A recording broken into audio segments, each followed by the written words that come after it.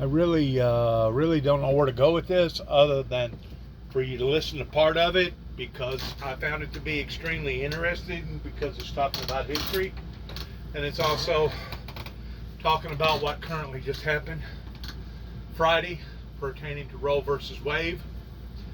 And it's the only thing that I know is to stop during the time that God inspires me to stop and elaborate on what is going on. But whenever it reaches the period of time, whenever the people, the corrupt, unjust, unholy people that's not concerned about the Almighty towards bringing satisfaction into His eyes. Whenever it comes to the point that the people are making decisions in leadership versus the leaders, then we're going to sure enough be in trouble. As of right now, they have made basically a 50-year mistake, as some of the Supreme Court justices would tell you, that Roe versus Wade never should have been admitted to begin with, because people have taken advantage of that, people have used that, abused that, and people have taken that out of context of its original design towards what it was for anyways. You have heard me say before, and I still stand with the fact that there is always leadway pertaining to a woman being raped if she can prove it, and having incest with a brother or a cousin, not knowing if the child's going to be born retarded or whatever, mentally challenged, let's use that word. But you've heard me say before that there's always exceptions to the rule pertaining to Roe versus Wade, pertaining to rapes and incest. I still stand with that on a medical perspective. What has occurred right now, I believe, is that the leadership has realized that they have made mistakes in the past. Leadership is trying to make up for the mistakes that they have made in the past. But the sad thing about it is, pertaining to what has been done here, now you have got mothers as well as some grandmothers that has participated in this legal abortion that has been established now, give or take, for 50 years, that now the daughters and the granddaughters and the great-granddaughters are feeling like that they're getting the short end of the stick, because now all of a sudden the biscuit is being pulled out of their mouth to the point that they're not allowed to participate in sexual immoral activity the same that their mothers or their grandmothers or even their great-grandmothers did. I stand firmly with the Supreme Court in trying to do the right thing. But this is the $64,000 question. Is it a day late and $1 short? This particular deal here that you're going to hear is pertaining to some historical history pertaining to various things that's happened in America. And if you would, please listen, and I'll stop at various periods of time and intervene towards saying what I want to say. That the United States had attained after the war against Mexico in the 1840s was suddenly imperiled, with European powers encroaching once again upon the Western Hemisphere. Meanwhile, the Confederate emissaries across the Atlantic were in search of alliance with Britain. Our country, Secretary of State William Seward lamented in early 1861, after having expelled all European powers from the continent, now threatened to relapse into an aggravated form of its colonial experience, and like India, Turkey, China, and Italy, become the theater of transatlantic intervention and rapacity.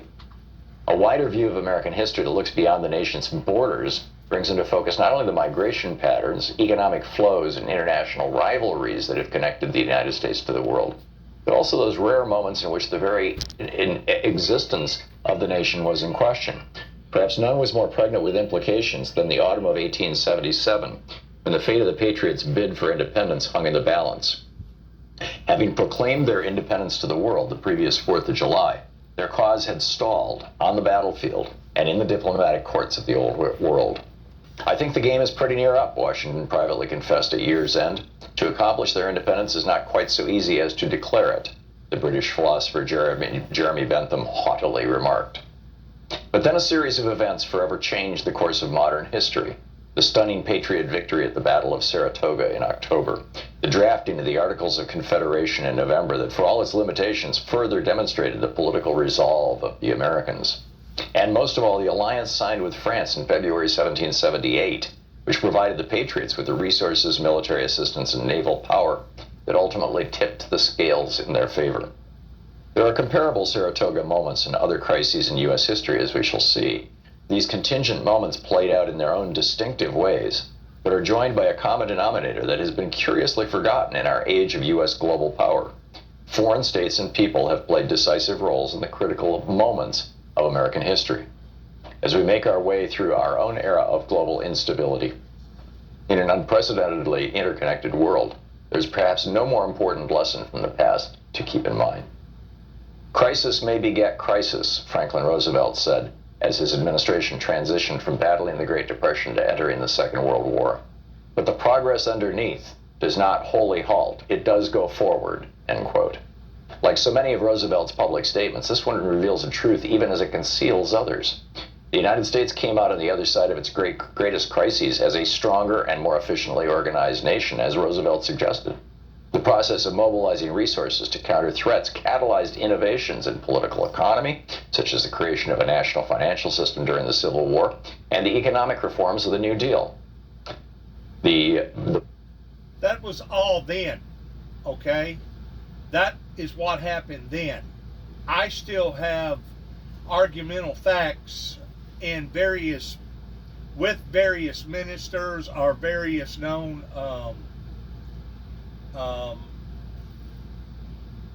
theologians that argue the fact of, well,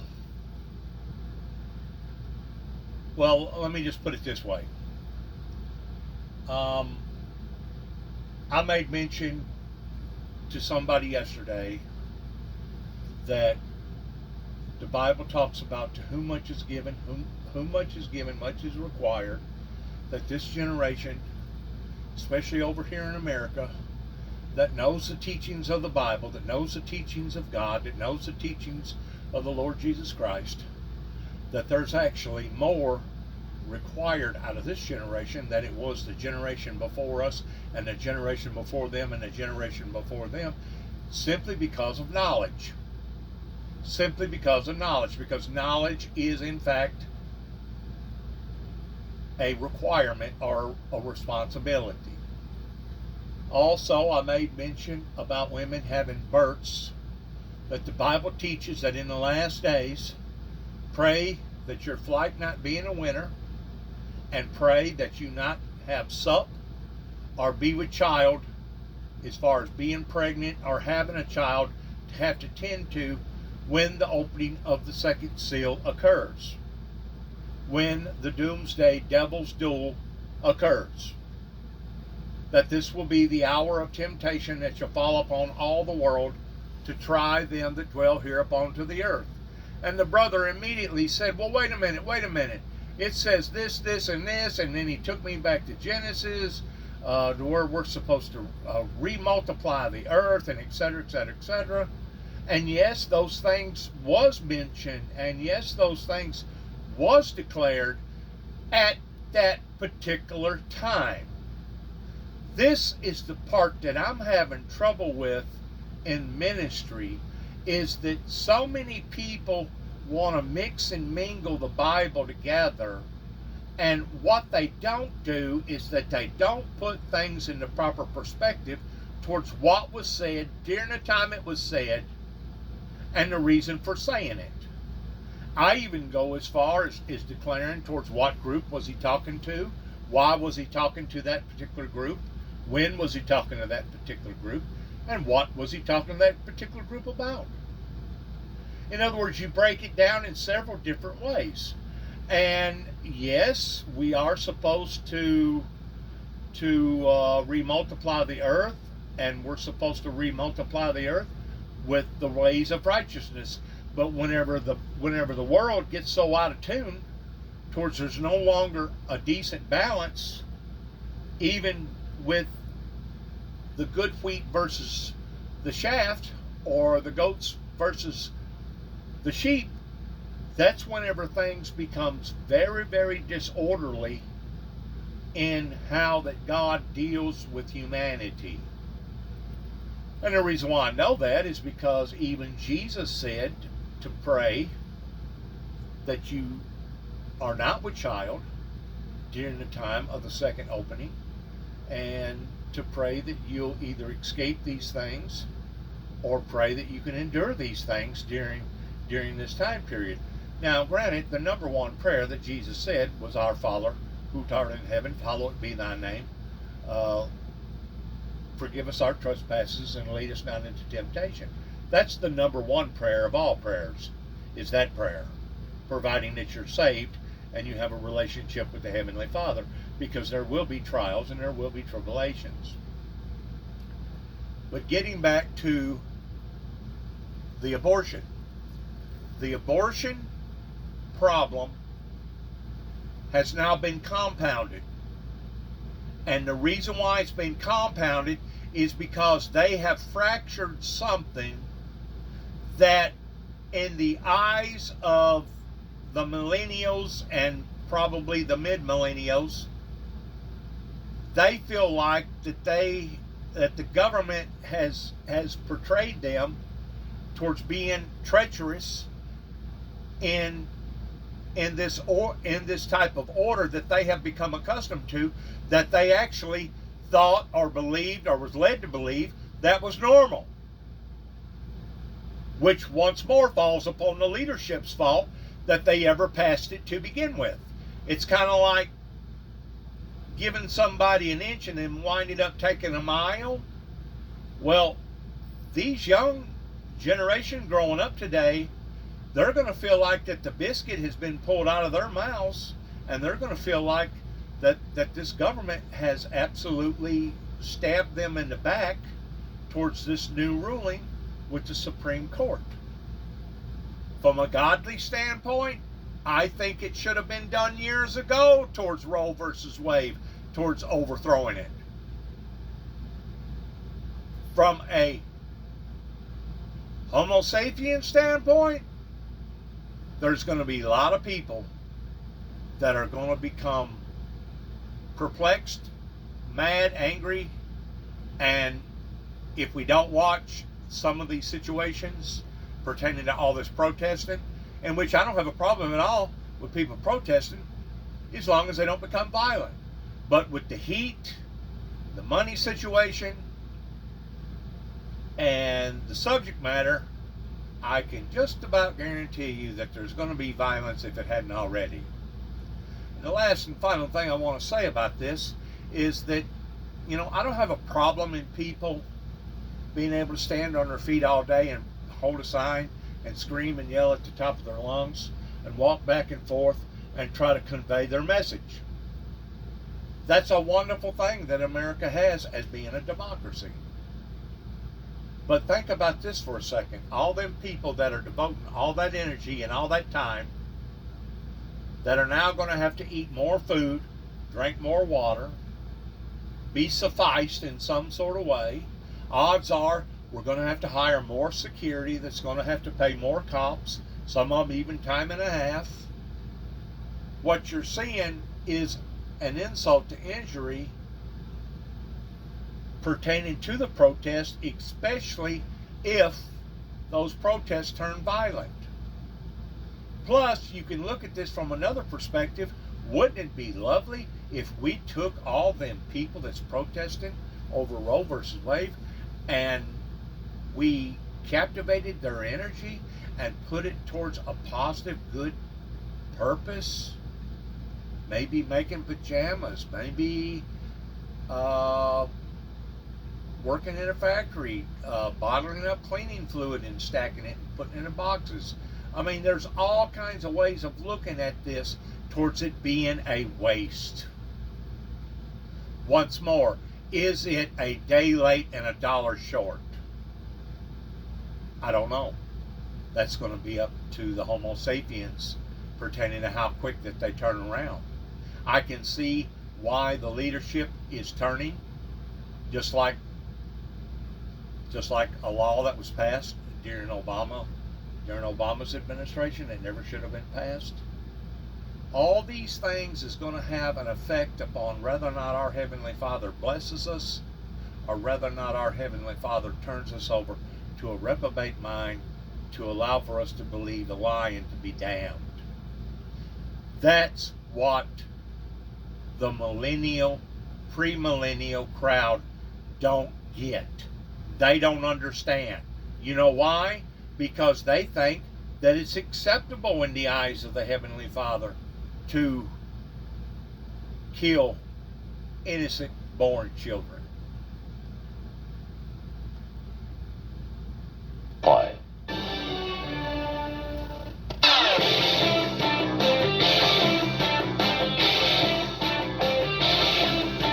Very, very sad. And what has gone on, what is going on. Hey, thanks so much for sharing our program and for reaching out to our stations and sponsors and letting them know that you're listening. It really means a lot to us. Back in 2018, Pastor Dave Barnhart of the St. Juania United Methodist Church in Birmingham, Alabama, delivered a sermon that is worth revisiting. He said, "The unborn are a convenient group of people to advocate for. They never make demands of you. They are morally uncomplicated, unlike the incarcerated, addicted, or the chronically poor. They don't resent your condescension or complain that you're not politically correct. Unlike widows, they don't ask you to question patriarchy. Unlike orphans, they don't need money, education, or child care." Now stop. Part of what he just said is true. They don't need money. They don't need welfare. But they do speak. You know how they speak? They speak in the form of Mother Nature. And if they're pleased in us, they'll bless us. If they're displeased in us, they will curse us. That's the part that the younger generation don't get. And the reason why they don't get that is because the adult baby boomer generation never did teach that. They never taught that. Because there's different languages to be spoken in different ways. Aliens, they don't bring all that racial, cultural, and religious baggage that you dislike. They allow you to feel good about yourself without any work at creating or maintaining relationships. And when they're born, you can forget about them because they cease to be unborn. It's almost as if by being born. So all that whining and crying and screaming and yelling as an infant, we're just supposed to ignore? I don't know where this guy come up with this ideology or this philosophy, but I kind of think that it would be considered reckless. They have died to you. You can love the unborn and advocate for them without substantially challenging your own wealth or power. The whole clip is over at TomHartman.com. Check it out. And welcome back, Roger in Forest City, Iowa. Hey, Roger, what's on your mind today? Hey, love your show, Tom. Thank you. Back at you. It's Anything Goes Friday. What's up? Say, I'm a disabled veteran, and I've got a couple friends that have always been Republican. One's a veteran, the other one's not. And I've been kind of predicting everything that Trump would do as his presidency went on. And now both of them are pretty mad about this whole Trump deal. And the one that's a veteran, he said he'll never vote for another Republican as long as he lives. Is that because they've been watching the hearings or what? I mean, what is it that's pushing them over the edge? Well, he heard all Trump's lies, and he said that was just too much for him. Lies about what? About the election? About everything. Throughout his whole... Oh, okay. He voted for him the first time, but he didn't vote for him the second time. Oh, okay. A lot of that happening. That's why Trump lost the second time by 7 million votes when he only lost the first time by 3 million votes. Yep, and neither one of my friends voted for him the second time. But anyway, we were talking about Senator Grassley from our state.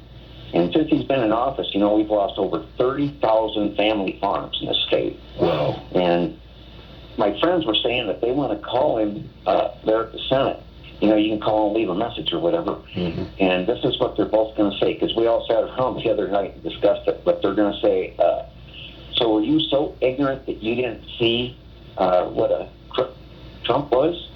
Because if you were, you shouldn't be in office at all, and you should resign right away. But if you did see what a crook he was, you should be in prison for not fulfilling your oath of office. Well, Grassley's running for election this year, isn't he? Re-election? Yes, he is. And he's like 86 or something? Yeah, he's getting up there. But, he's never done anything really good for the state. I mean, if you or I were in office and 30,000 family farms had been lost during our tenure, no way would we ever be voted back in. But these farmers in this state are just so tied to him that he's losing support now. I mean, big time. Well, that's good to hear, Roger. I think it's entirely possible between the now obvious corruption and criminality of the Trump administration and the support of that criminality across the board in the Republican Party, the ending of abortion rights, the ending of the right to live in a state or a community where you're safe, relatively safe with regard to gun violence. The ending of the right to have a good public school now that all that money is going to be siphoned off to religious schools and academies. Over and over and over again, the average working person, the right to unionize, all these other things that have been hacked away by Republicans over the years. I think, frankly, this fall has the potential to be a huge Democratic wave election. I am hopeful. I'm very hopeful that will be the case. Roger, thank you for the call, and thanks for sharing your experience with us. Chaz in Lakewood, Washington. Hey, Chaz, how's that cough? Sorry about that, Tom. I thought I was still a half a dozen calls away. Listen, what's up? Roe v. Wade was stricken down. We now have blanket open carry, a church and state erosion, and religious funding, which unconstitutionally contradicts the First Amendment. Look, in a single week, the court has pitched the U.S. back into the dark ages. In a single week, Tom, we may as well say the year is 2022 BC. Yeah, well, I'd say we're back to 1920, and they took us back 100 years.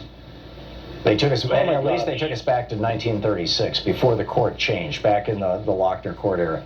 I'm with you, Chaz, and the question is, what are we going to do about it? And obviously, it's going to take some substantial Democratic majorities in the House and Senate, and in individual state houses and senates and assemblies and whatever they may be called, to reverse this. But the Republican era, I think, has run its course. They have shown their hand. They have shown us how ugly and angry and hateful and filled with violence they are. And this one thing. Go ahead. Yeah, it's one thing to have lived to witness this. God, Tom, I hope that you and I are still alive when we see that it has run its course. I think the next couple of years are going to be decisive, and I'm actually getting more optimistic as time goes by. The worse things are, the more I think it's likely that you're going to see a lot of people show up and vote. That's certainly what happened, in 2020. People were sick and tired of Donald Trump. Always darkest just before the dawn. Amen. Amen. Thank you, Chaz. Always nice to hear from you. Michael in Pensacola, Florida. Hey, Michael, what's up? Yeah, hey, Tom. I was going to ask you about the Electoral College and how unfair it is that we're ruled by the minority and it never changes. Do you think there could be possibly exceptions to that, where every X amount of elections you could trade off and have the popular vote win and we can have the popular vote win. Right now you're having minority rule everything. Right. It takes 270 electoral votes to put somebody in the White House.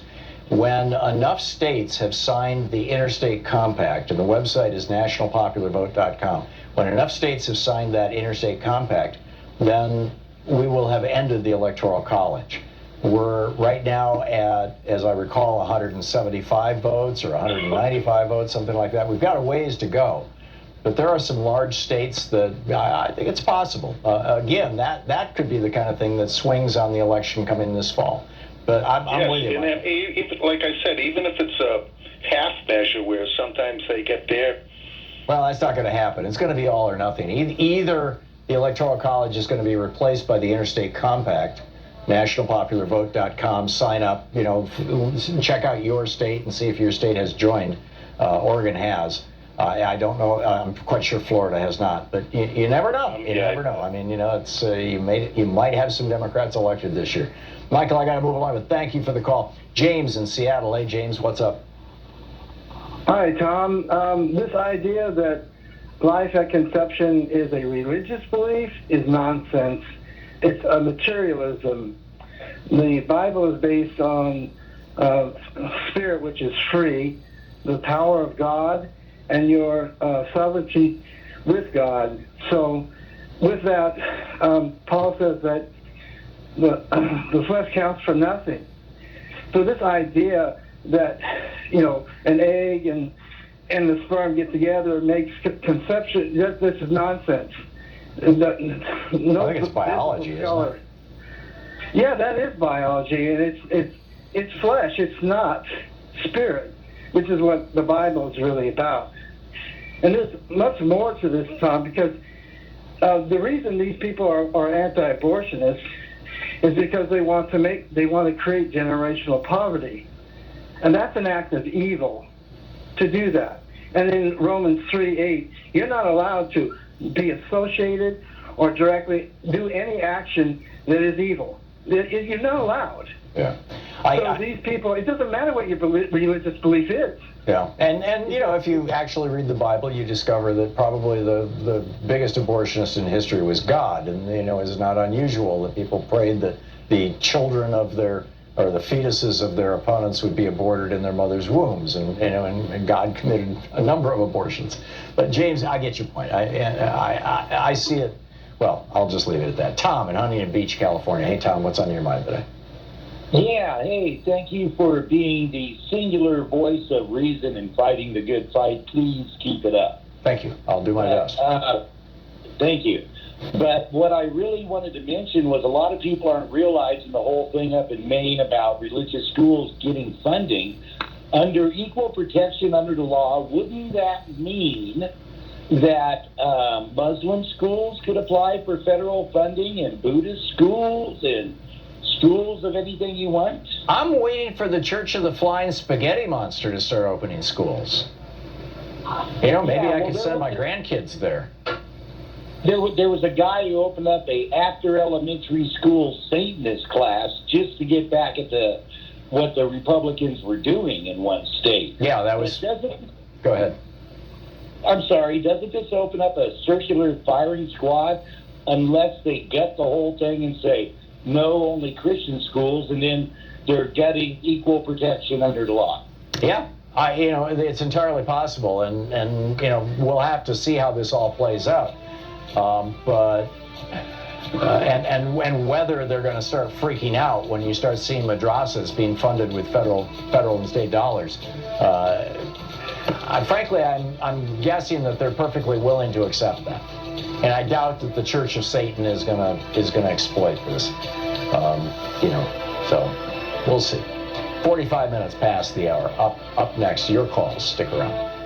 You're listening to Thom Hartmann. Visit ThomHartmann.com for audio and video archives. Let us not forget, lest you fail to hear the first hour of the program, up next for Clarence Thomas is birth control. He wants to take down your right to birth control.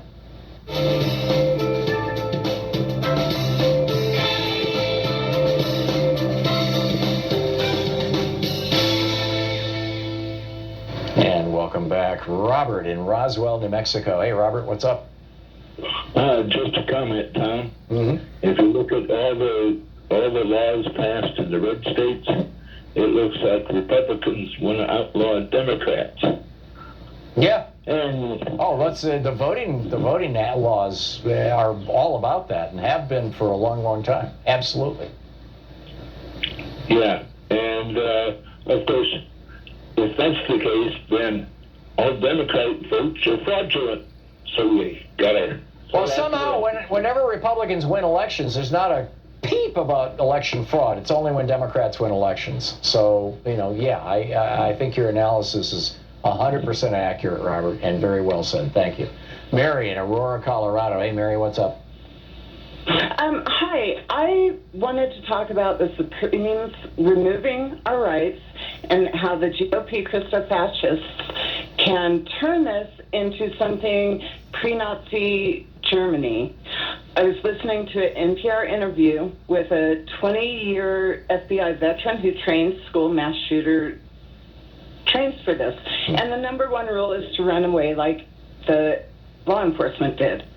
They talk about doors, and to escape, we need doors in every classroom. They talk about more guns and armed SROs, and that's statistically ineffective. It scares students, it increases the school prison pipeline, etc. They talk about fencing, which again, you can't run to safety if they're fencing. Hardening schools is basically turning them into prisons. And fire traps. And fire traps, and I mean, there's a lot to expand on in those points. I'm trying to be very fast and concise. But if they succeed in hardening the prisons like they're suggesting, the schools, what they've done is turn every single school in every neighborhood across this country into internment camps. It's like teaching institutionalization. I mean, this is one of the things that you see in kids who have been, not just through foster care, but through the institutions often associated with foster care, the kids who can't make it in foster care. And after they've spent a couple of years in a locked situation where they're sleeping in a room with 20 other people, the idea of going to jail just doesn't seem quite as scary. And that's why you see so many adults who are recidivist criminals, regular, unafraid of going back to prison criminals, really started out in that kind of a system.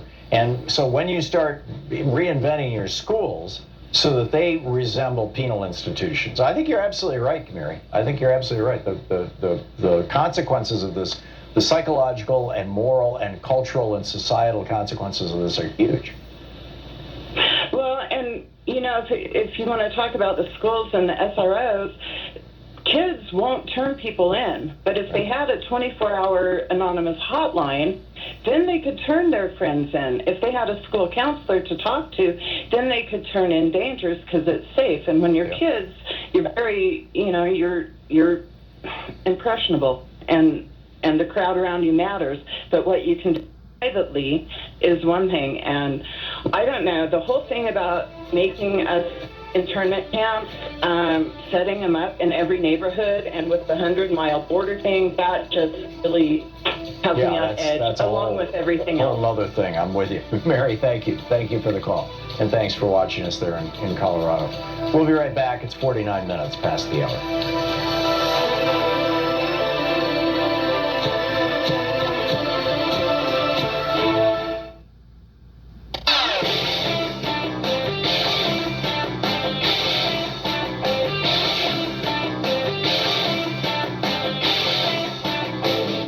Share the Tom Hartman program with your friends. We're available on SiriusXM, Free Speech TV, Pacifica, commercial stations nationwide, YouTube, Twitter, Facebook, on the Tom Hartman app, and you can even tell your smart speaker to listen to the Tom Hartman program. An amazing new report out from the Global Alliance on Health and Pollution suggesting that pollution is causing around 9 million premature deaths around the world, but 4.5 million of those are the consequence of outdoor air pollution, and the major contributor to that outdoor air pollution is cars and trucks. It turns out that cars and trucks that burn fossil fuels produce little teeny tiny particles. They're called PM 2.5 because they're smaller than 2.5 microns, essentially microscopic, that bury themselves deep inside your lungs and then migrate to the heart, the brain. They cause damage throughout the body. They can even cause lung cancer and heart disease and things.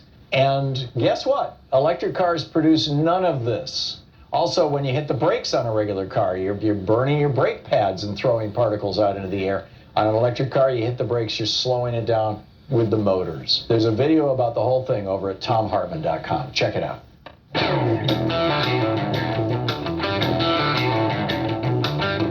And welcome back, Carol in Alexandria, Virginia. Hey, Carol, what's up?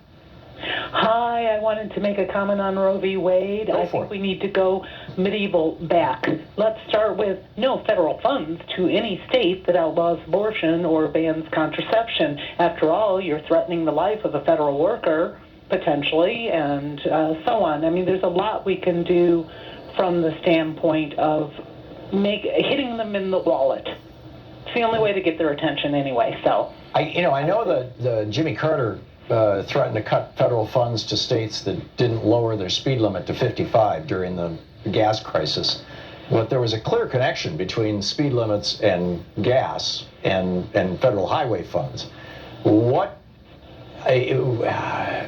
I'm missing something. What about the health federal of a funds woman? for hospitals? Federal. No, I'm talking about, you're on a military, all the services provided to the military, all the civilian workers, all the service women. Well, they're not gonna shut down Lackland Air Force Base in San Antonio just because of this. But I'm thinking what federal funds could be associated with abortion and withheld from states that criminalize abortion. I think you're onto something, Carol. And it occurs to me that the clearest connection would be hospital funds. Right? That could easily be. Federal subsidies to hospitals. I can think of other things that would also be financial, but the thing is to focus on financially hitting these people. Right. And it would have to tie. That gets their attention. Yeah, and it would have to tie to health care somehow. Yes. Yeah. Fascinating. Good idea. Hey, we're brainstorming things here. Thank you, Carol. Tony in Parkersburg, West Virginia. Hey, Tony, what's up? Good afternoon, sir. Hey. I heard your conversation earlier about how they've never impeached a Supreme Court judge. Correct. But the mechanism to do so is in place. You're right. Every single one of those judges, when they went through their confirmation hearing, said under oath that they would uphold precedent. That means that they could be prosecuted for perjury. I don't think so. Once that perjury... I think morally you're absolutely right, Tony, but you would have to, the burden of proof to prove that they intentionally lied with the intent of deceiving Congress is massive. I don't see how you could do that. I think I think that you can impeach Clarence Thomas, certainly, for what he and his wife have been up to, for trying to overthrow the republic. Right. For just plain old good old fashioned corruption and criminality. And I think that we should absolutely do that now. And you can expand the court. And that can be done with a simple majority in Congress, although it will be subject to a filibuster unless we get enough Democrats in the Senate in this November that we can throw out the filibuster and then actually get something done for this country. Well, if I'm not mistaken, Coney Barrett said under oath specifically that she would uphold Roe versus Wade. No, she did not say that. It was weasel words. She said words to the effect of, I consider Roe v. Wade to be established law or something like that, which is simply a statement of fact. It's not a statement of how she's going to vote in the future. These guys are really good at their weasel words, Tony. They got billionaires backing them who are writing the scripts for them and rehearsing them and testing them, trying them out, and they go through a whole training program to testify before the Senate. I mean, seriously, It's insane. I also want to add on that last caller about the funding. Mm-hmm. Use the funding through the ACA. The Affordable Care Act. Funding. Yeah, the problem there is that, even cutting funding to hospitals is that you would be hurting people in those states who have not, committed any crime, and a lot of them are going to be people who didn't even vote for Republicans. Most states' health care for the government officials is tied to the ACA. Tie it so that it only takes... Oh, that's right. The Republicans put that in the Affordable Care Act, didn't they? That if you're a government official, you have to get your health insurance through the ACA. Yeah, maybe there's something possible to do that. I'm skeptical, but I'm willing to listen. Tony, thank you. Well, like I said, we're groups brainstorming here. Dana in New York City. Hey, Dana, what's up? Hey, Tom. Both good and bad to be talking with you again so soon. It's a tough day. But, Dana, we only have a minute, so what's up? Yeah, I just wanted to say the only hope I really, hold in all this is, that this ends up being a case of the dog catching the car for the Republicans. Yep. And I am hopeful this is what wakes up a generation of people under 30 or 40 who have never had, they have no experience of this, and suddenly they're going to. I mean, I've always been, for me, abortion has never been about when life begins. It's about keeping that power in the hands of the mother and away from the state, the church, and the corporation. Yep. So I've always scrupulously avoided the whole, it's like, I'm sorry, yes, life begins with conception. Big deal. Yeah. It's the woman's right to make that decision. End of story. Yeah. Yeah, I'm with you. I consider it a religious question pre-viability. Post-viability, I think it's legitimately a legal question, and we've always been on the side of you can't abort a viable fetus. I mean, it's like that's the law. Yeah, well, that's the, depending on how you judge it, how badly written Roe was originally written. Yeah. Well, and the other thing, Dana, that we're not acknowledging is that it has been 50 years or 49 years that Democrats have had the ability to put Roe into law, and they have failed to do so. And it's time to get with the program. I agree. Yeah, I got to run, Dana. Thank you. We'll be right back. You're listening to Thom Hartmann.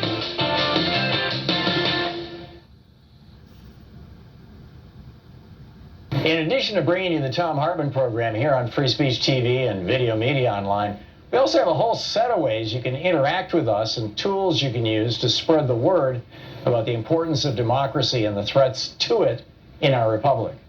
First, there's your daily homework. Sue Nethercutt puts together a daily email newsletter that has a link to every story I discuss on the air, so you can find my sources and you can share them with your friends. It's free and you can sign up at ThomHartmann.com. Second, I publish my daily take every day over at the HartmannReport.com website. That's also free if you want the daily 5 days a week rant in your inbox. No ads either. Third, we have the podcasts. There's the free 1-hour version of our daily show that's advertising supported. You can find that wherever you get your podcasts normally.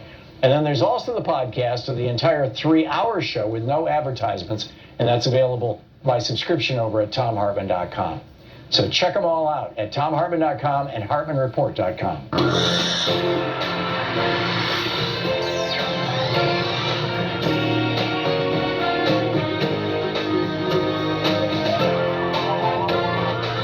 Did you know one of the easiest ways to support your viewer-powered network is by donating an old car or truck that you're not using anymore? It doesn't cost you a thing, and it can be a big boost for Free Speech TV. All you need is a clean title in your name and a key to the vehicle. To get started, just call 866-628-2277. Tell them you'd like to donate your vehicle to Free Speech TV, and a tow truck will come pick it up. Pretty easy, right? Sometimes folks ask if we can take old trailers or RVs or motorcycles. Yes, if it has wheels, we can sell it at auction and turn the proceeds into more programming for you. If you've been wondering what to do with your old vehicle, this is your chance to do something good with it.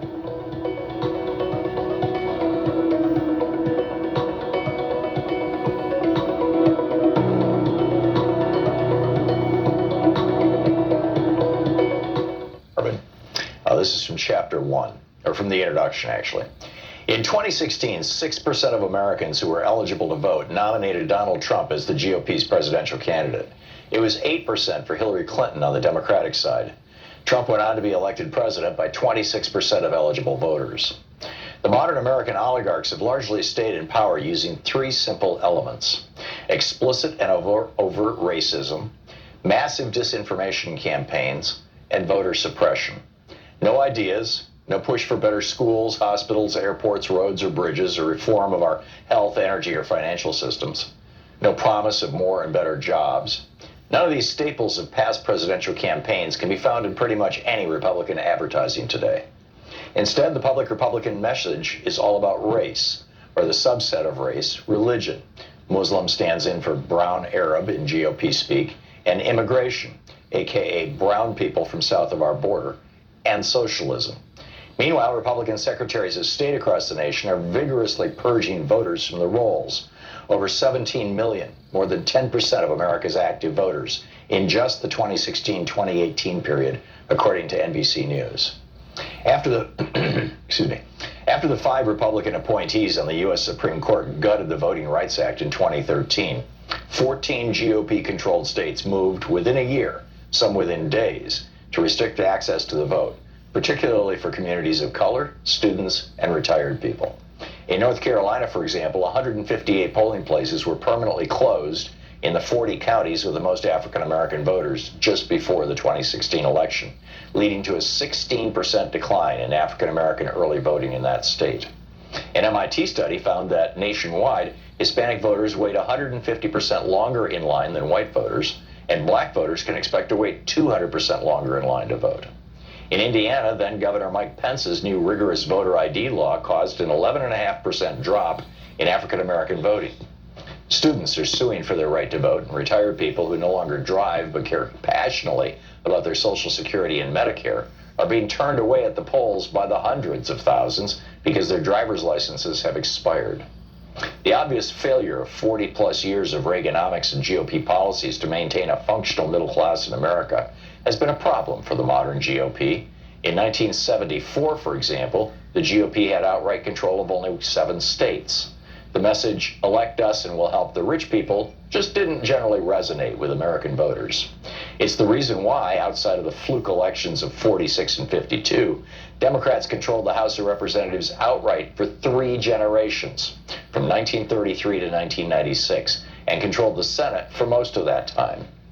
Desperate to win the presidency for the GOP in 1968, Richard Nixon went so far as to commit treason by torpedoing a peace deal with President Lyndon Johnson that President Lyndon Johnson had worked out with the North and South Vietnamese.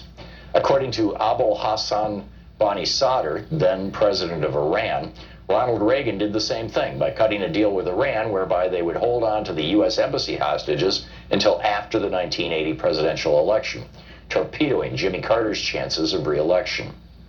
But in 2000, the GOP changed tactics. After Reagan was almost busted for his part in Iran-Contra, he testified that he had forgotten about details of the program more than 80 times. His growing Alzheimer's spared him an indictment. They realized that getting busted for treason wasn't worth the risk. They needed a plan B.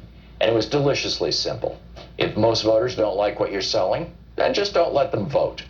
Paul Weyrich promoted this idea back in 1980 when he was campaigning for Reagan after co-founding the Heritage Foundation.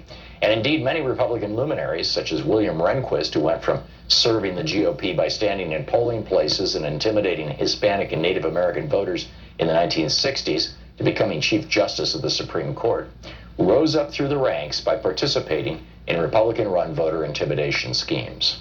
Voter suppression became the foundational go-to tactic for the GOP in 2000. Although the GOP attacked Democratic presidential nominee Al Gore with smear and innuendo, ridiculing him for helping write the legislation that created the modern internet, for example, the main thing that got George W. Bush into the White House was voter suppression. His brother, Florida Governor Jeb Bush, and Bush's Secretary of State, Katherine Harris, threw somewhere between 20,000 and 90,000 African-American voters off the rolls. They were able to get the vote close enough that 5 Republican appointees to the Supreme Court functionally awarded Bush the presidency. The BBC covered this in 2001 in 2 major investigative reports that were seen all over the world, except on any American media. By 2016, the Republican Party had fine-tuned its voter suppression and intimidation systems to the point that they ran like well-oiled machines in nearly 30 states. Between the 2012 and 2016 presidential elections, for example, Ohio had purged more than 2 million voters from its rolls, the vast majority, more than 2 to 1, in heavily African-American and Hispanic counties. The 5 Republican appointees on the Supreme Court ruled in 2017 that they could keep it up. And other states have since adopted their new tactic of caging voters. The book, The Hidden History of the War on Voting, by me.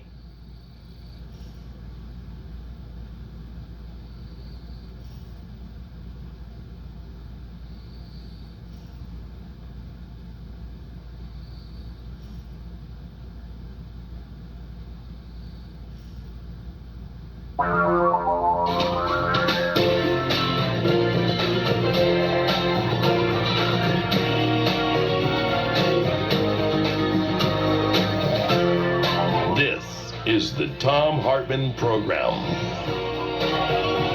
Welcome back to the third hour of the program. By the way, if you're outraged about the Supreme Court's decision today on abortion, and they're setting up overturning your right to contraception, gay marriage, and and the legal right for people to have sex with whoever they want, legal, adults. And basically Lawrence v. Texas, which uncriminalized gay sex in Texas.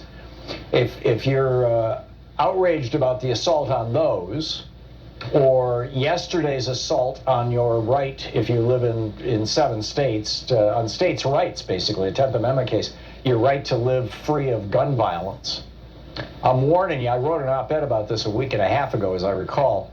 The West Virginia case is called West Virginia versus EPA, is probably going to come down on Monday. And I'm expecting that case is going to kill the Environmental Protection Agency. So get ready. There's worse to come, or more to come, let's say. I don't know about worse, but there's more to come. Okay, it is Anything Goes Friday. We're picking up your calls in our National Town Hall meeting here, our town square. Steve in St. Petersburg, Florida. Hey, Steve, what's up? First of all, thank you for providing a nationwide town square. There are so many depressed and angry and scared people right now. It's really amazing. And I'll start with one thing that's not on the abortion topic, although that's my main topic, which is I'm here in Florida, where I grew up. It hasn't rained at all in the month of June, and we have temperatures in the 90s and humidity like the desert Southwest. We are in hard climate change right now. Oh, really? You're in a drought? Not just a drought, but we have desert Southwest humidity and temperatures. Oh, that's amazing. And you're in St. Petersburg. So you're up, St. Petersburg's in the north part of the state, right?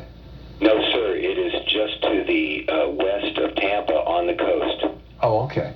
And if I'm remembering I've spent a fair amount of time in Florida, but I'm nowhere near as my wife lived there actually as a child, but she knows the state well. I don't.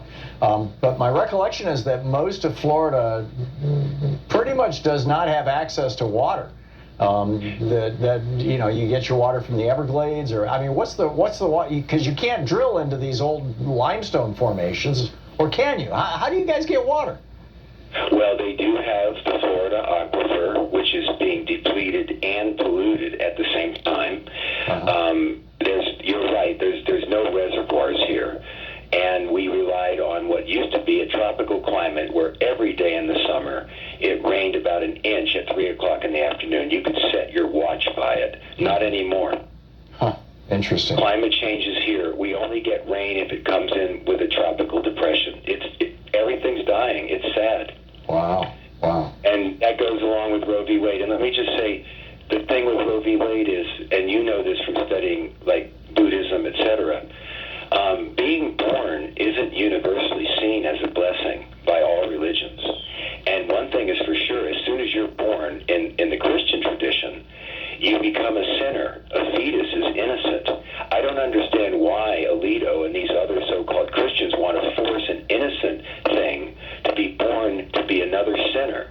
Now, as far as ecology goes, our species has already exceeded carrying capacity, and every new human born is one more nail in the coffin of the biosphere. This ruling is gestation slavery for women. It's a field day for rapists and incestors, and it helps to destroy the planet. Yeah, and it's not going to stop abortions. It's just going to drive them underground. No legislation has ever stopped abortion. It's just going to cause women to die. Yeah. Yeah, and it's going to make it. Why? Nature gave women 99% of the reproductive burden. All a man has to do is drop some sperm. Women are already burdened by nature. Why do these people want women to suffer so much? Because they do not. And this is one of the features, and it is a feature, not a bug, of fascist systems. Is essentially the male domination of women, because fascism relies on violence, and violence is heavily associated with testosterone. Look at the number of women who commit murders is like under 2%, I believe. Right. The number of women who commit armed robberies is probably under 5%. These kinds of crimes, this kind of violence that is violence in general is associated with testosterone in men, and that's why fascism in general is a male-driven movement. And what we are seeing is, we're approaching peak fascism here in the United States, and we're seeing this fascist movement, and one key part of it is is buttoning down women, putting women under your thumb, putting women under control, and that's what this decision is all about today. It's about giving the men in the red states, the Republican-controlled states, the fascist states, the power to control their women, and a power that they feel like they lost in the 70s. You have a million other callers. Governor DeSatan has already said, "You just wait and see. I'll make sure abortion is totally illegal in Florida as soon as I can." Yeah, well, he's going to, and no doubt he will do it. Steve, thank you for the call. It's great to hear from you. And Bill in Clifton, New Jersey. Hey, Bill, what's on your mind today? Yeah, hey, Tom. I was going to talk about gas. I just want to say something quickly about abortion. Can I? Sure. Is it a religious or a scientific thing that they're basing this on? Because if it's religious, then they have to stop killing cows on behalf of the Hindus. Yeah. It is, they're not making a decision. What the Supreme Court has said basically is we're not deciding whether abortion should be legal or illegal. We're going to allow the states to decide that. And so, right. And that, obviously, you've got, 7 Catholics on the court, and, and the Catholic Church has been the largest agitator on this issue for years, for better part of a century. And yeah, well, go ahead. We should have 26 judges to match the number of districts there are, because there are always 2 for each federal district in the beginning. That's why there were 6 in the beginning. There were 3 federal districts. Now there's 13, including Maine. But I was going to call about the gas tax. About gas. The one way they could bring down the cost is there's $52 billion in subsidies to the oil company. If they get this windfall tax thing, that's $40 billion. And if they get the oil companies to pay the 15% corporate tax, that's $31 billion. That's $123 billion divided by 220 million people with driver's license equals $560 a year. People spend annually $2,000. So that brings it down to the gas from $5 to $3.60. If they should happen to do this tax it's called holiday or something, fee and rebate, or tax and rebate. Right. So the money's there. They just have to claim it. Yeah. Yeah. Between those 3 things, that's $123 billion sitting in the oil. I think all they have to do is appropriate it and raise the taxes. Yeah, I get what you're saying, Bill. Bill, thank you. Ron in Buffalo, New York. Hey, Ron, what's up? Yeah, I got 3 points. If I was running for office for a Democratic Party, from the lowest dog catcher up to the president, 1, the courts have ruled that because of gerrymandering and voter suppression that have laws that they have allowed to stand, that if you win the election one time, you can cook the books for generations. Number 2, they have made it impossible or very much more difficult for states to protect their citizens from gun violence by reasonable gun restrictions. And 3, they have also said that the states can interfere at the same time in the rights of a woman to control her own uterus. Why don't the Democrats package that, run on it for the next 2? How come it seems like you can never package something like that? Yeah, if they don't, it's criminal malfeasance, criminal political malfeasance. But I think that's absolutely what's going to be happening.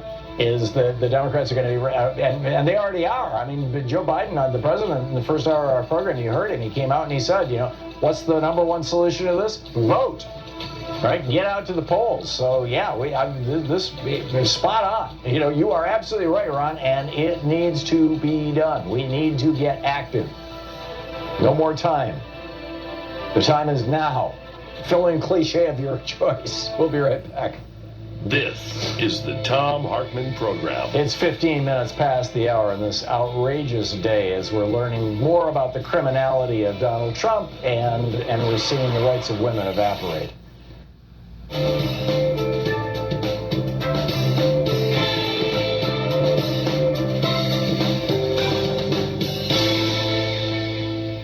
And welcome back, Stan in Amboy, Washington. Hey, Stan, thanks for calling. What's up? Yeah, hi, Tom. I was just had kind of an idea, like if you got 3 real prominent authors. Well, first of all, it's about global warming, and it scares me to death. I think it's bigger than any of the other stuff, like abortion rights and all that, but I hate that too. The Supreme Court's bad news.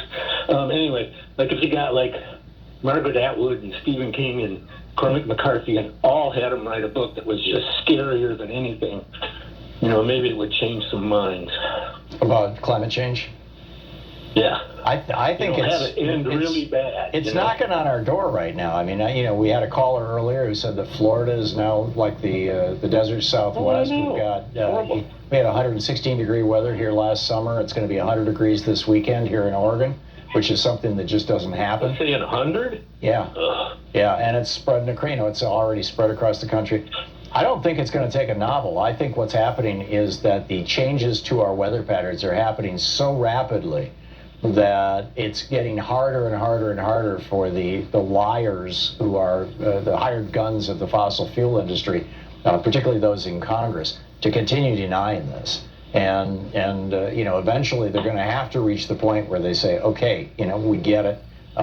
This is not the way it should be. We need to do but something. eventually it might be 5 years, which I believe will be way too late. Yeah, I get it. Stan, thank you. I don't disagree.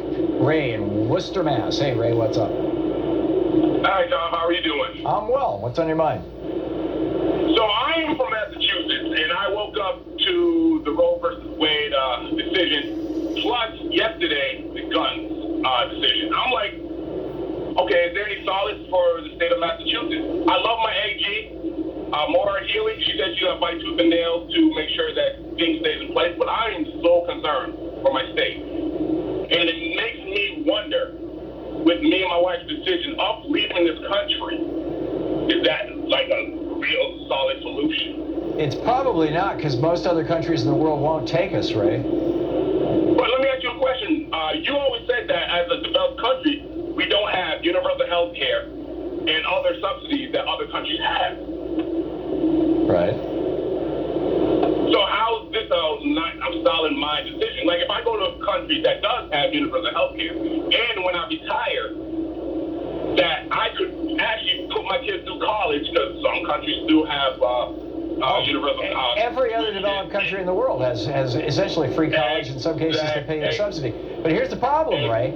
If you might be able to get a permit to live in another country for a period of time, but you're going to have to show that you have a job. I mean, it's like getting a green card here in the United States. No. So my thing is, like I said, I'll retire in 2 years. Mm-hmm. That means I'll collect a retirement until I'm dead. Oh, well, there's a bunch of countries that will be very happy to host you then. I mean, particularly in Central America. Costa Rica. Yeah. So we were thinking about this. Yeah. So if you bring enough money, they'll welcome you with open arms. Right. A friend of mine has essentially retired to Mexico. He comes up to Michigan 2 or 3 months out of the year to essentially maintain his citizenship or meet some sort of a requirement that Mexico has. So my thing is, I fear for my girl growing up in this country where they're taking away rights. Yeah. And in some states, they're saying interracial marriage might not even be legal. I'm like, oh, wow. Yep. The world is getting wild here. Ray, thank you for. Thanks again. Good luck to all of us as we end this by saying shalom. God bless.